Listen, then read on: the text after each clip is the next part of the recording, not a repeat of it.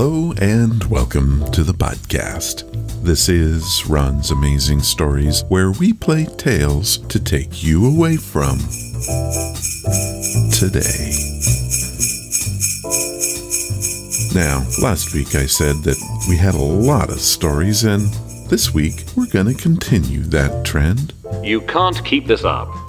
Yes, we can. Our marquee tale this time comes from those 60 pulp mags, and it's called The Mightiest Man. That's impressive. Thank you. We have 3 brand new stories from you guys about angels, the Grim Reaper, and a nice letter to Santa. Oh my gosh! Did you hear that? Add in a couple of emails, a preview to next week's show, and of course, Tom Williams is back. So here is our first story, a 5-minute mystery. Another 5-minute mystery.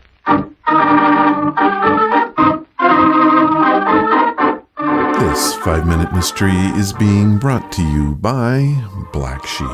Have you ever been called the black sheep of the family? I know I have. Constantly. Now let's get to our story that has been titled The Fine Art of Murder.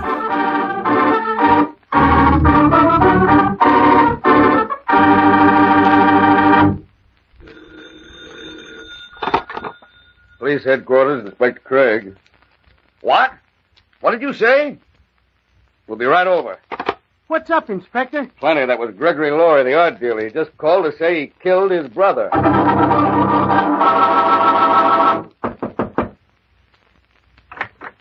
Oh, hello, Inspector. I'm glad you've come. Something dreadful has happened. So I gathered over the phone. Where's the body? Body? Oh, you mean Alec?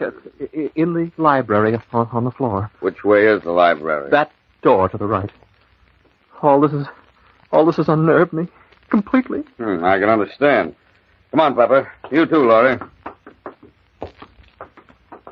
Yeah, not very pretty, Inspector. Shot through the stomach. Jeez, he looks awful. His face is all twisted. Twisted as it is, Mr. Laurie, there's quite a resemblance. Well, we were twins. Oh. He turned up unexpectedly this evening, and well, you see, Peter was always the black sheep of the family, but he was my brother, and I killed him. Please finish your story. Oh, yes, of course. Well, as you know, I'm rather well known as an art dealer, collect famous paintings and all that, and sell them at a price. Go on. Well, Alec and I severed relations several years ago, long before he was sent to prison.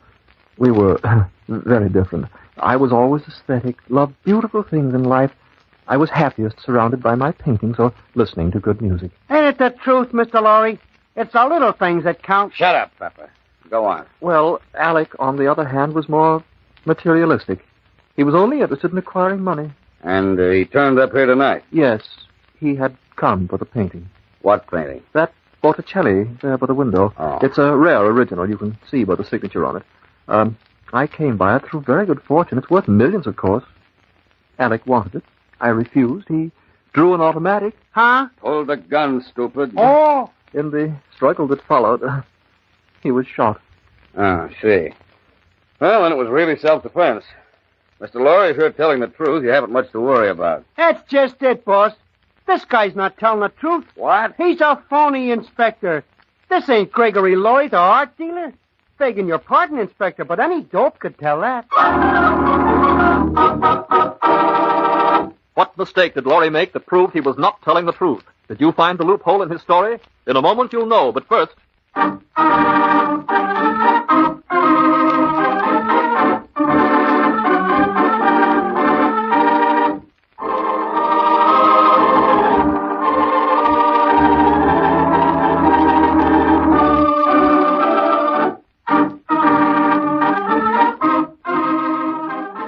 Okay, how did Pepper know that this was not a famous art dealer?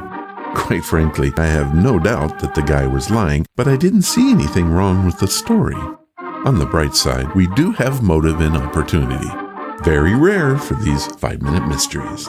Let's go see what we missed.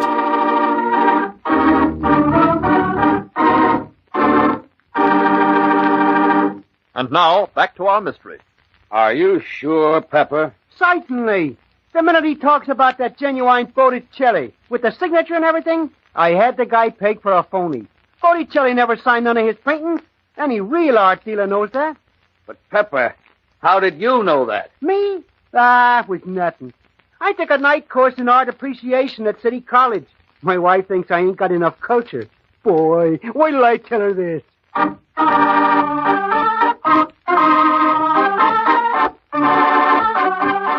how about that? It turns out that Pepper is right. Sandro Botticelli was an Italian painter of the Florentine school during the early Renaissance. As to whether he signed his work or not is true, since Botticelli was not his real name. See, it turns out that his father did not approve of his hobby of painting. How about that?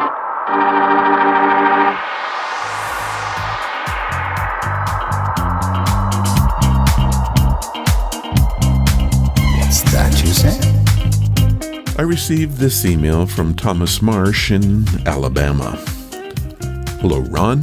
I love the podcast, but I'm worried about sending you my story. I'm currently writing a book about my life growing up in Alabama.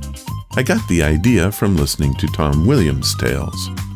I don't want to lose the copyrights to my own work. Thomas. Well, Thomas, at first I thought I would just respond to you directly, but then I thought others might be worried about the same thing. I want to make this very clear. By allowing me to read your story, or even use it in my upcoming book, you're not giving up your rights to it. You're only allowing me to tell your story as well. I don't own anything, and you are truly just giving me your permission to tell it. I hope that puts you at ease. I hope it puts you all at ease. Did you know that Ron's Amazing Stories can be heard on the radio? That's right, we are on at 11 p.m. Eastern Time every Sunday night on amfm247.com. But you don't just have to listen to the internet stream at their site.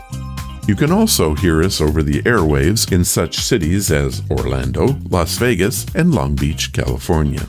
For the complete list, head to amfm247.com and click on the terrestrial stations list. Thank you, guys. I've been told that I don't mention this enough, so this time, right here and right now, I'm going to tell you my day job is as a freelance editor. I'm the guy that edits the books you read on Amazon. I have done everything from textbooks to Jim Harold's latest book. I've done memoirs to fiction, and you can even throw in a few children's books. This profession probably comes as no surprise to you because storytelling and story editing go hand in hand, or at least it should. If you have a work that needs editing, head to editrightforyou.com. I currently have slots open and I'm taking on new clients. That website again is edit, the word right, the number 4, and the letter U.com. Thank you. And now these are your stories. These are your stories, sent by you, for you.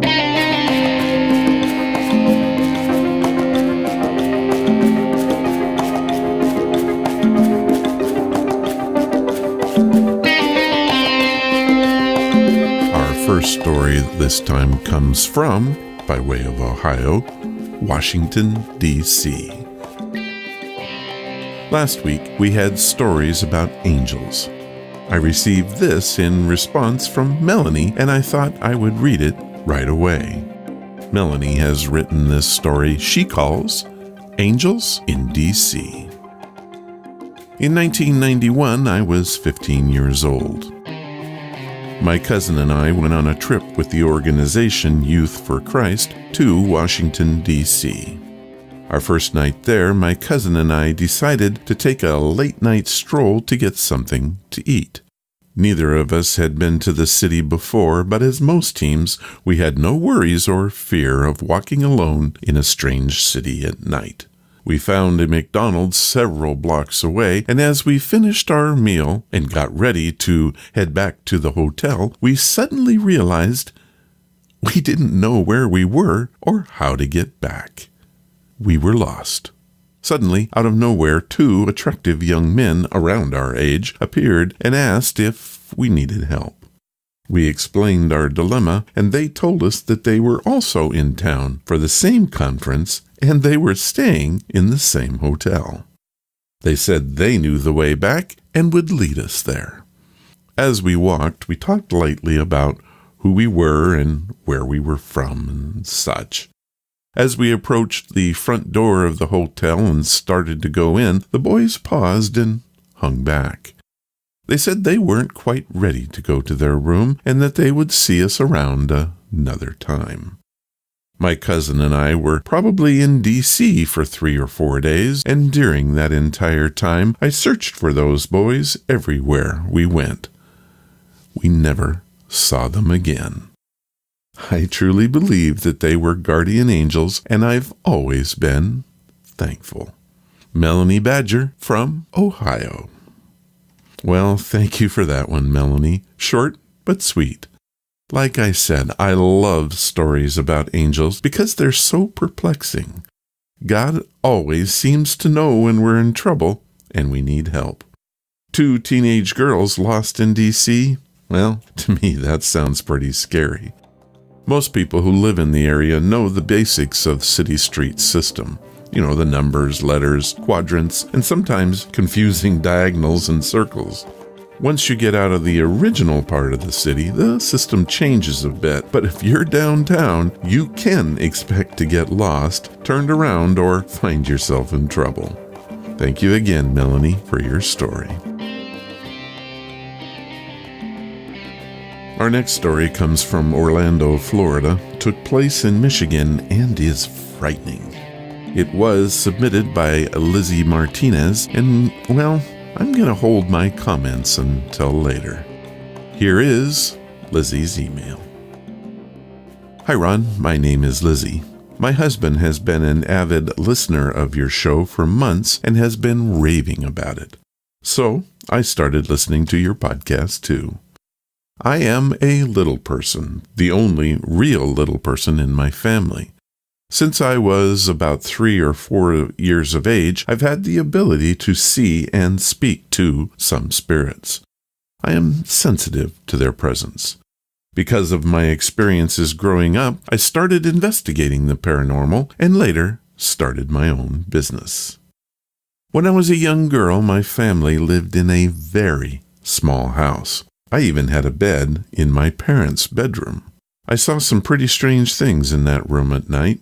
I can remember what I can only describe as the Grim Reaper. The creature would stand near the end of my bed and just stare at me. It wore a felt-like cloak shrouding its face and arms. The thing would come nightly, and then it just suddenly stopped. Something else began to come for me instead, and it was even more terrifying, at least in my mind. It came to hurt and torment me and made sure that I couldn't scream for help. Each time it came, I would fight to free myself of its grasp.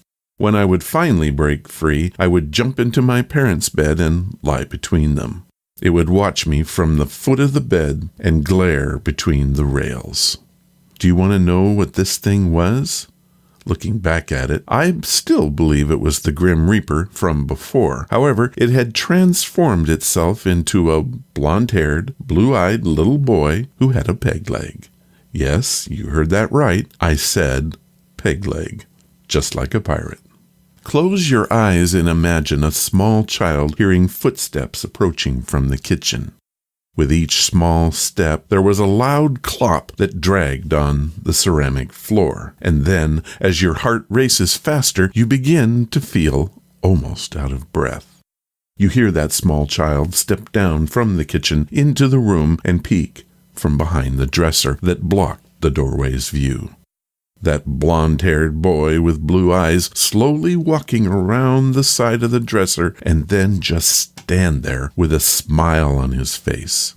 Then that smile changes to a frightening, menacing smear. You want to run, but there's nowhere to go. His demeanor changes yet again. That look and that grin makes you realize something bad was going to happen. Your voice disappears. You can't even scream to wake your parents, lying so close to protect you. Then that blue-eyed boy charges you. He removes that horrible peg leg and hits you over and over again. I would eventually get free. I could hear him behind me chasing me as I climbed in between my parents. There he would stop, stand at the end of the bed, and look through the railings, swaying back and forth. We would lock eyes for what seemed like an eternity. Eventually, I would wake up, and it would be morning. As each new day came, I seemed to forget about the night, but then when it was time to go to bed, I'd remember why I was afraid to go to sleep. I would fight with my mom to stay up and not go to bed. She would think I was just being difficult and send me anyway. I couldn't explain to her what was actually going on. We did eventually move up the street from that crazy little house, and you think that would have solved my ghost problems. Well, not so much, but that's another story for a different day. One thing I never knew until I was much older was that a woman had been murdered in the bathroom of that very small house. Lizzie Martinez, Orlando, Florida. I don't know what to say about this one. I've had a number of stories like this, but none has affected me quite like this one did. When I read it, somehow it feels like it was happening to me. I don't know how else to explain it, so very terrifying, and it rings true. Maybe it's because I edited this story, but I don't know about that. Lizzie, thank you for sharing your story. It truly is amazing. Our last story is a Christmas story, letter that was written by Amy Barnett. Amy writes to us from Pickerel Narrows, and I'm going to tell you more about that later.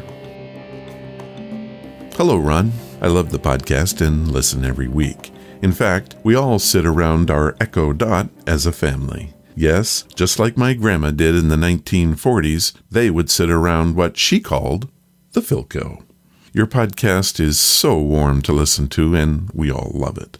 You asked for Christmas stories, and you said they didn't have to be true.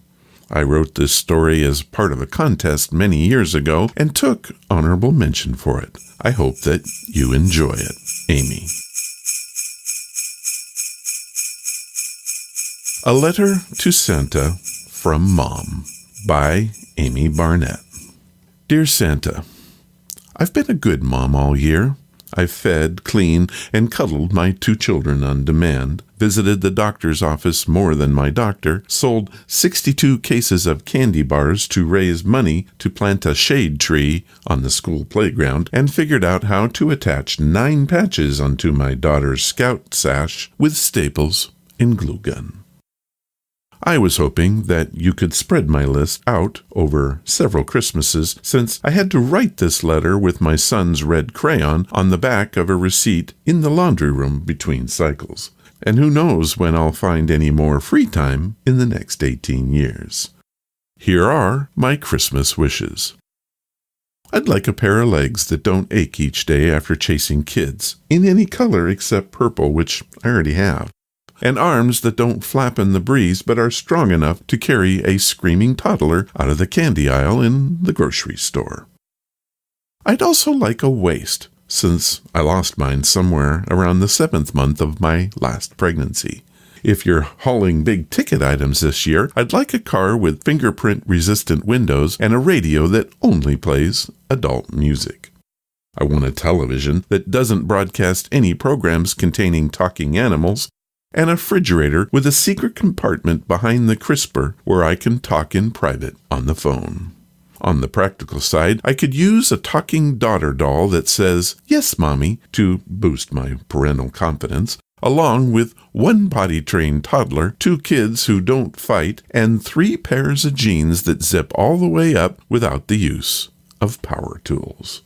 Could also use a recording of Tibetan monks chanting, "Don't eat in the living room," and take your hands off your brother, because my voice seems to be just out of my children's hearing range and can only be heard by the dog. And please don't forget the Play-Doh travel pack, the hottest stocking stuffer this year for mothers of preschoolers. It comes in 3 fluorescent colors and is guaranteed to crumble on my carpet, making the in-laws' house seem just like mine.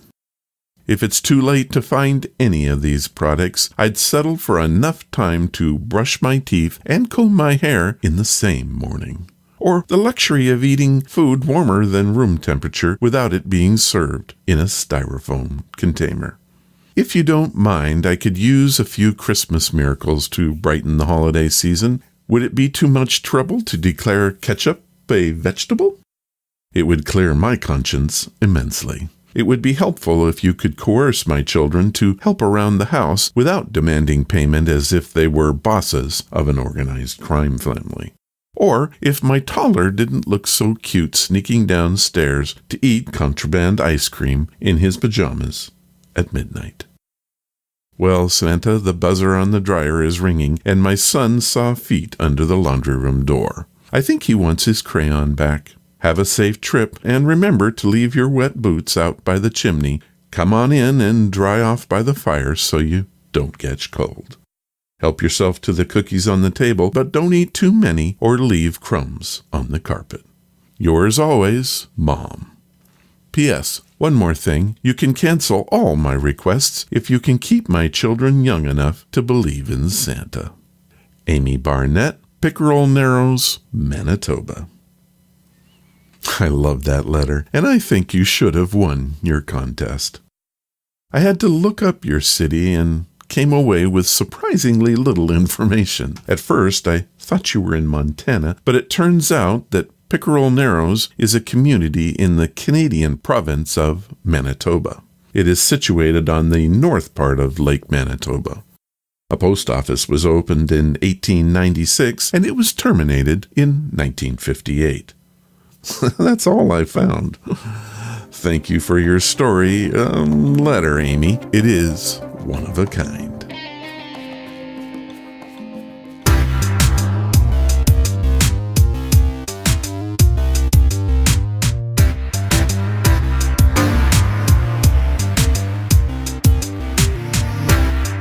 Our marquee story for this week comes from those 1960s science fiction pulp magazines.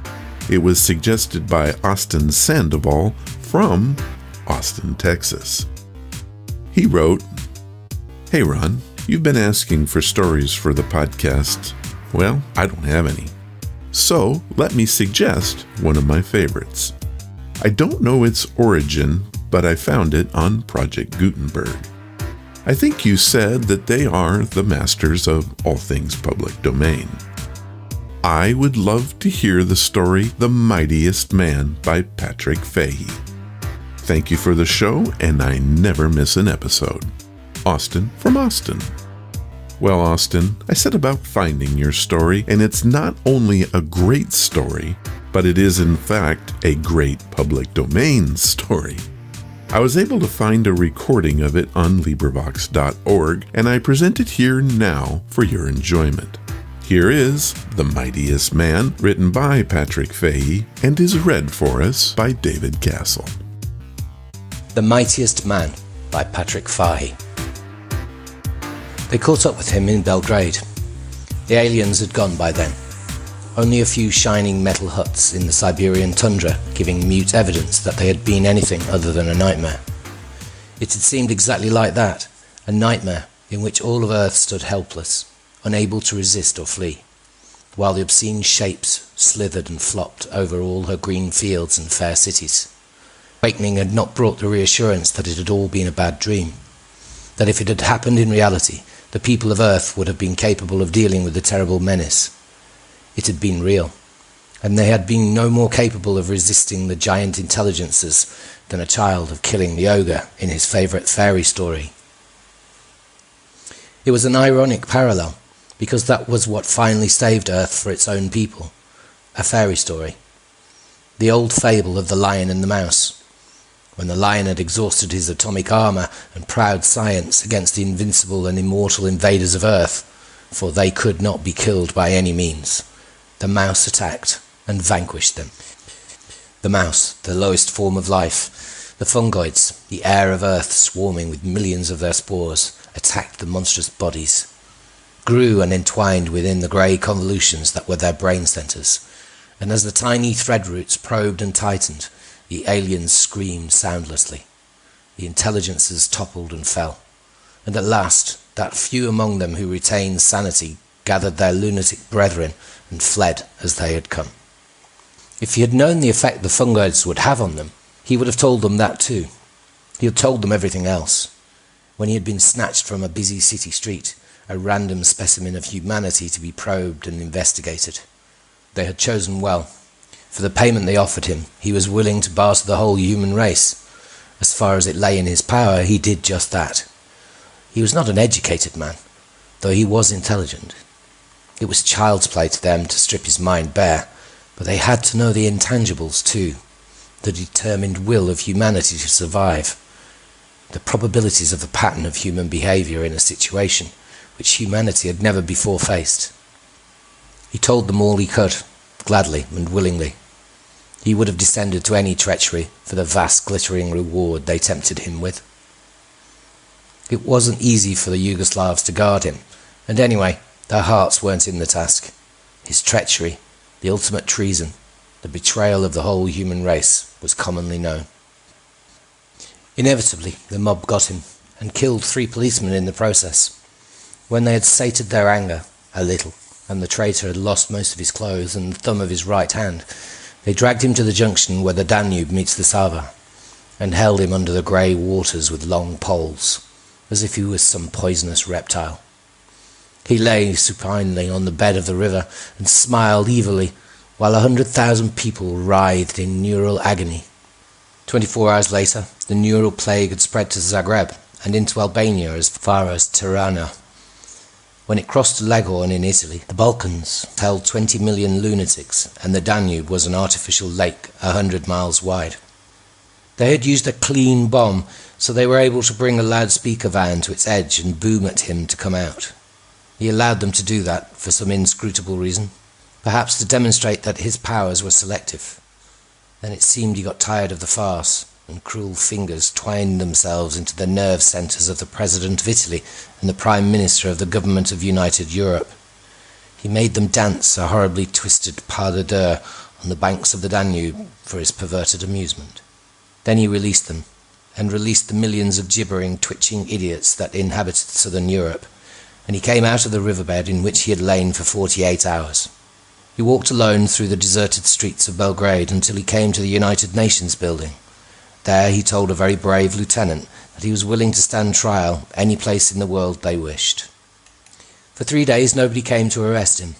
He sat alone with the lieutenant in the peopleless city of Belgrade and waited for his captors. They came then, timidly reassured by his non-violence. While he talked to them pleasantly, the citizens of London and Paris suddenly began to dance jerky and grotesque jigs on the pavements of their cities. In the same moment, the Chief Justice of the Court of the Nations, at a cocktail party in Washington, writhed in the exquisite pain of total muscle cramp. His august features twisted into a mask of abject fear. The trial itself was a legal farce. The prisoner promptly pleaded guilty to the charge of betraying mankind to an alien race, but he didn't allow them to question him. When one lawyer persisted, in face of his pleasant refusals, he died suddenly in a cramped ball of screaming agony.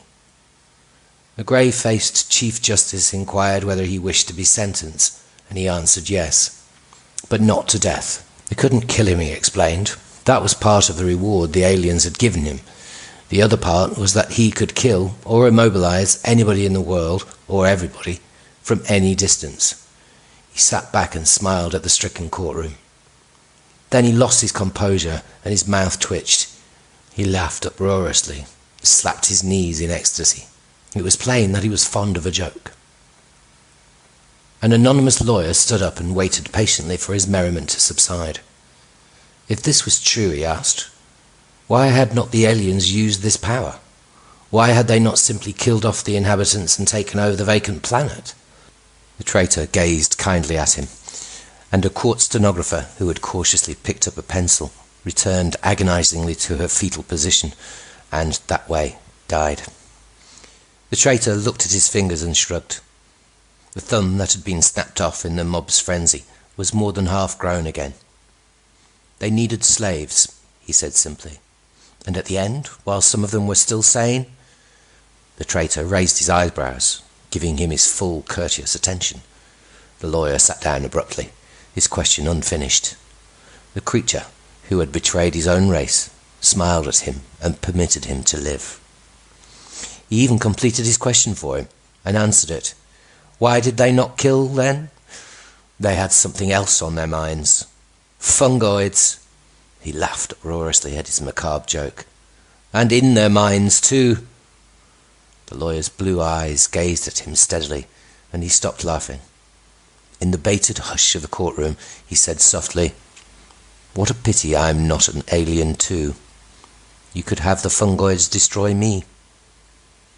He laughed again helplessly, the tears running down his cheeks. The Chief Justice adjourned the court then, and the prisoner sauntered to his comfortable quarters in front of his frightened guards. That night, in his own living room, the Chief Justice danced an agonized fandango in front of his horror-stricken wife, and the anonymous lawyer sat in his apartment, staring at the blank wall. He was glad the aliens had not made the traitor telepathic too. He had found the chink in his armor. The neural paralysis, the murders by remote control, were acts of a conscious will. He had himself admitted that if his mind was destroyed, his powers would be destroyed with it. The aliens had not sought revenge because their minds were totally occupied with saving themselves. The stricken ones had simply lost the power. The knowledge was useless to him. There was no way they could attack his mind without his knowing it. Possibly they could steal away his consciousness by drugging or bludgeoning, but it would be racial suicide to attempt it. In the split moment of realization, he would kill every human being on Earth. There would be nobody left to operate on his brain, to make him a mindless, powerless idiot for the rest of time. For any period of time, he corrected himself. His brain would heal again. It was useless to think about it. There was nothing they could use against his invincibility. The only hope was to attack him unawares, and if that hope was a fraction less than a certainty, it could only mean final and absolute catastrophe. The lawyer looked at his watch. It was 4 a.m. He went into the kitchenette and then shrugged himself into his coat. He walked through the silent streets, past the city hospital where the Chief Justice lay in agony, while the motor impulses from his nerve centres wrenched and twisted his body. He entered the foyer of the luxury hotel where the race betrayer was held prisoner, and took the elevator to the 6th floor. 2 sleepy guards jerked erect outside the unlocked door. He put his finger to his lips, enjoining them to silence. Then he entered the room and stood for a moment over the man who was invincible and immortal and human, and subject to the involuntary unconsciousness which nature demands from all men. He slept. The eyelids fluttered. The lawyer took the steel meat skewer from his pocket. He thrust it through a half-opened eye and rotated it, methodically reducing the soft brain to formless mush. After that, the trial proceeded normally. The prisoner stared vacantly in front of him, and all his movements had to be directed, but he was alive, and his thumb was full-grown again. It was the lawyer that noticed this and pointed out the implications. The thumb had grown to full size in less than 6 weeks. They must regard that as their maximum period of immunity. They ruminated over it for another 4 days. The question was a tricky one, for malignant immortality was beyond human solution. It was not just a matter of dealing out punishment. The problem now was the protection of the race from sudden annihilation. An insolvable problem, but one that must be solved. They could only do their best. He was sentenced to life imprisonment, with a special feature. It was decided he should be guillotined once a month, as long as he lived.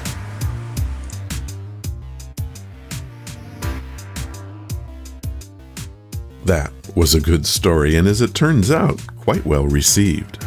I was not able to find out anything about its author, Patrick Fahey, and I suspect that that's probably an alias.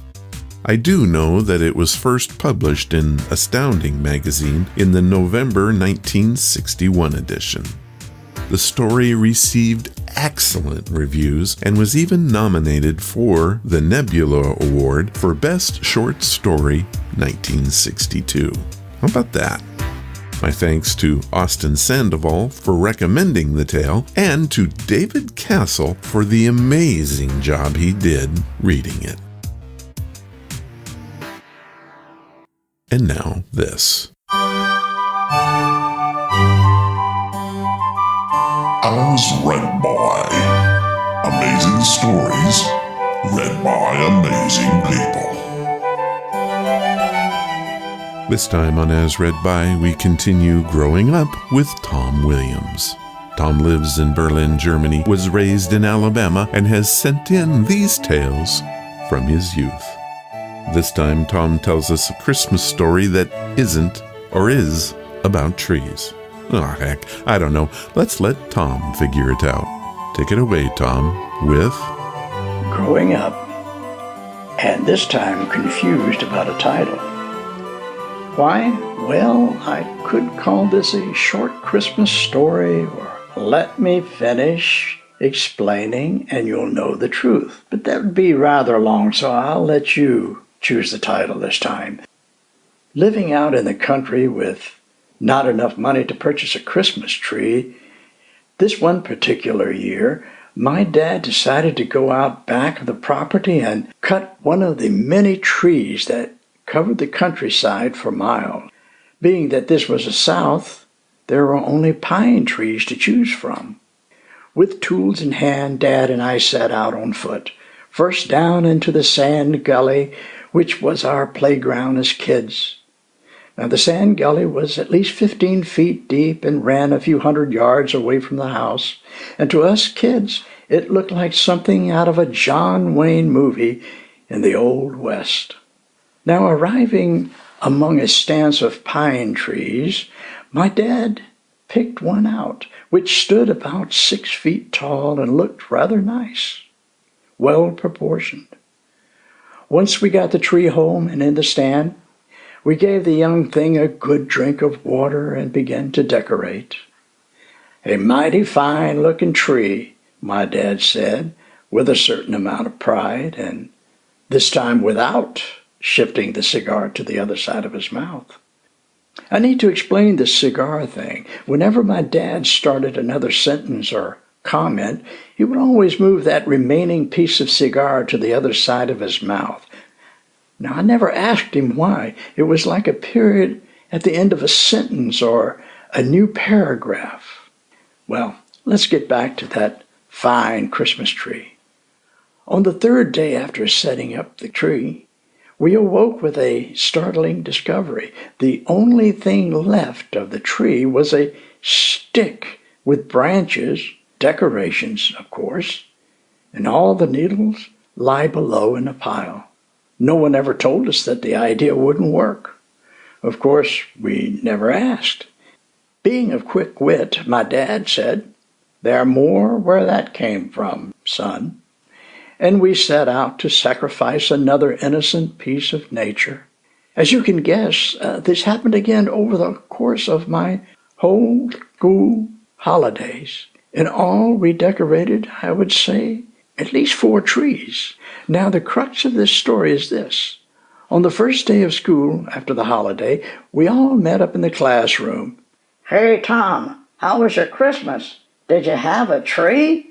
"Well," I said, "we had 4 trees, and before I could explain what happened, my buddy turned and shouted to the whole class that Tom had 4 Christmas trees for the holidays."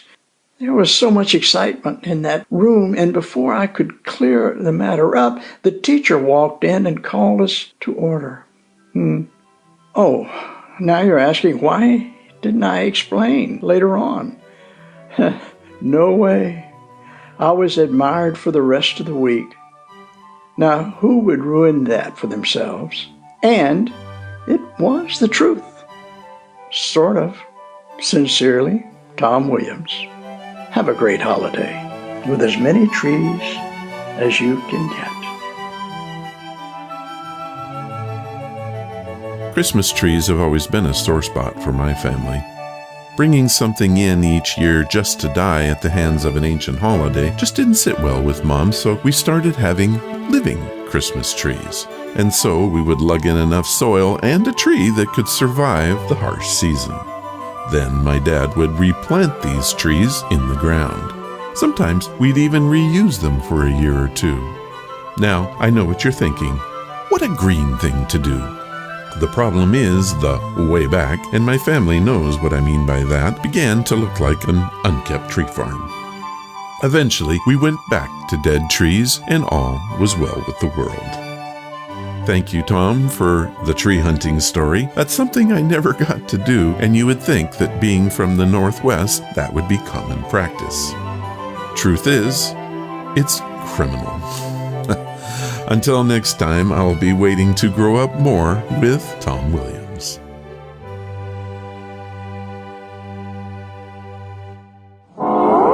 Tied in dirt outside gets clothes cleaner than any soap. Any soap? Yes, any soap. Tide gets clothes cleaner than any soap. T-I-D-E, Tide.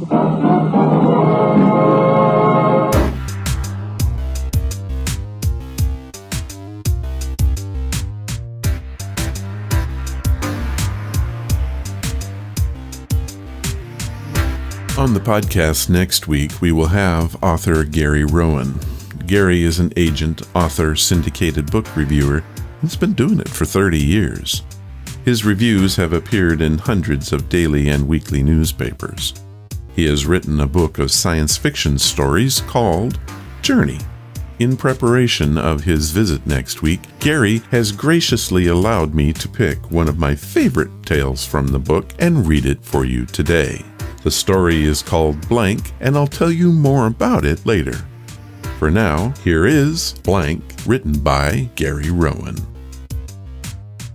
A swirling, glowing mist surrounded the area as far as one could see.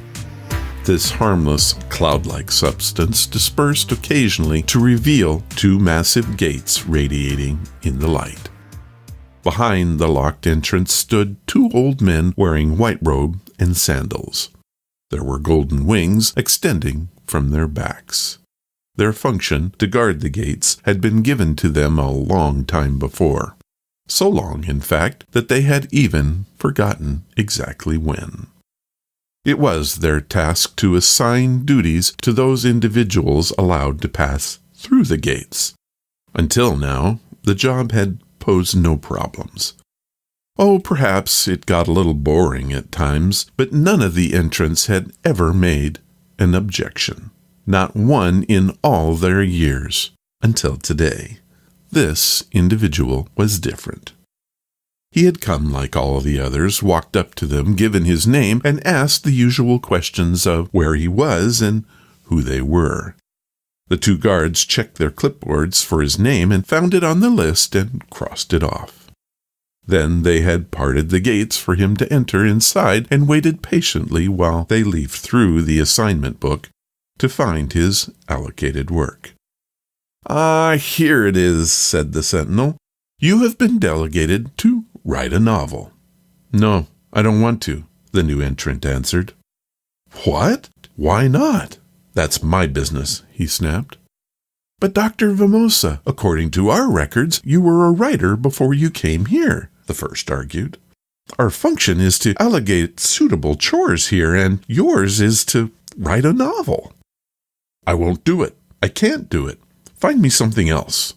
The two gatekeepers shook their heads in bewilderment. "Never in all of our years have we ever had anyone object to our assignments," said the second. "I don't care about anyone else.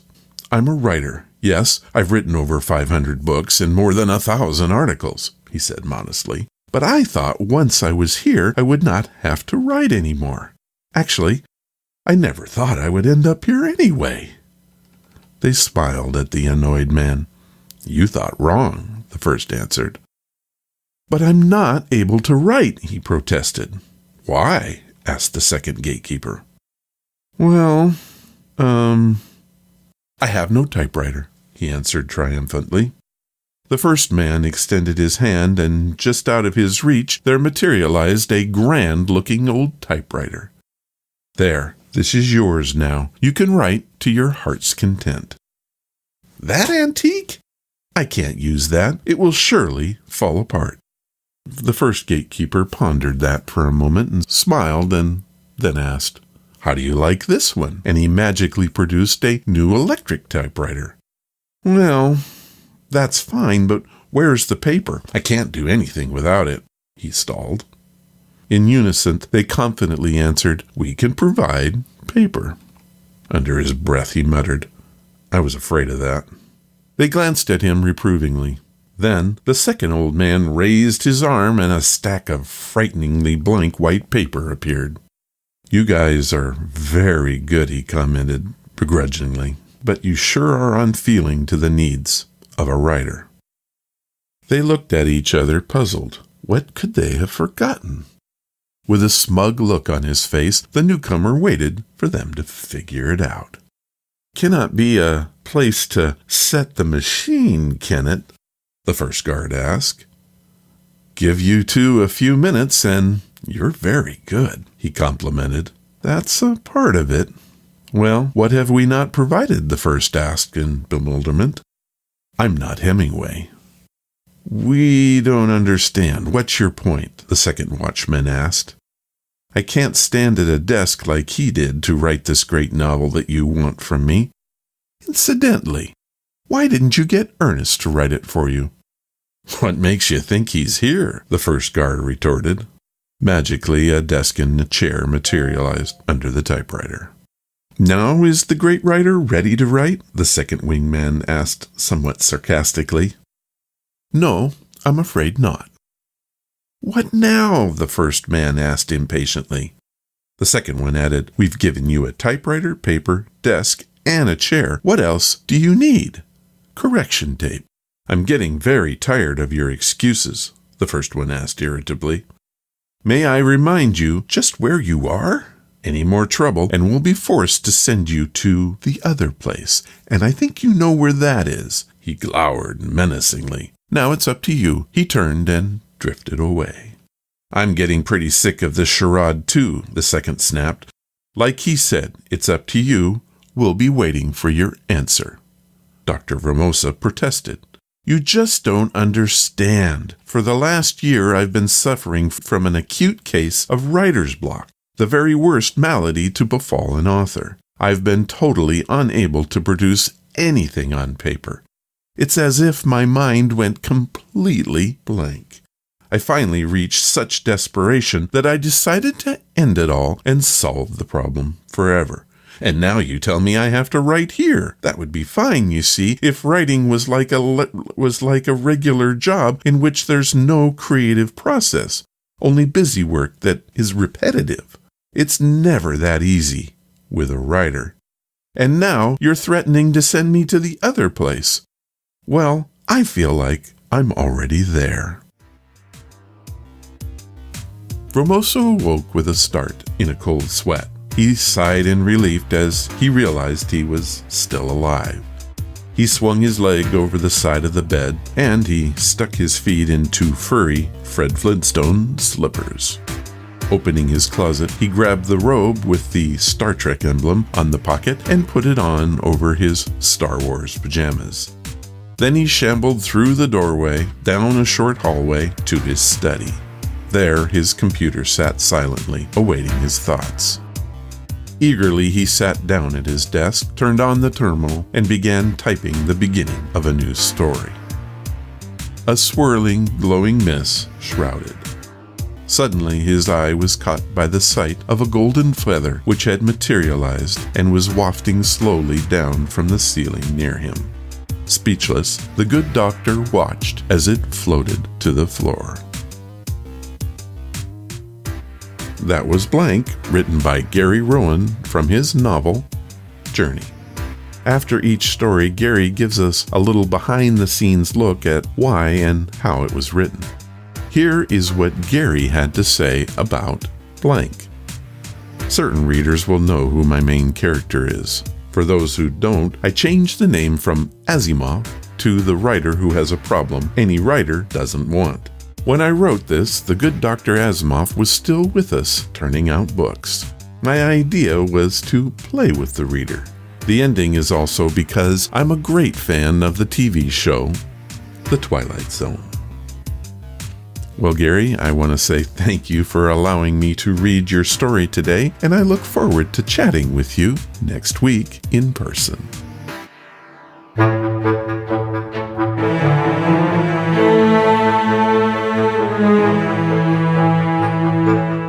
That is the podcast for this time, and we have a long list of folks to thank for their contributions. Thomas Marsh, Melanie Badger, Lizzie Martinez, Amy Barnett, Austin Sandoval, Gary Rowan, and of course our very own Tom Williams. That is the longest thank you list to date, and I really appreciate you guys. If you want to follow the podcast or the blog, just head to ronsamazingstories.com. There you'll find everything you need. Please leave reviews for the show. It really does help us to grow. Thank you for listening, and I hope you come again to find out what are Ron's Amazing Stories.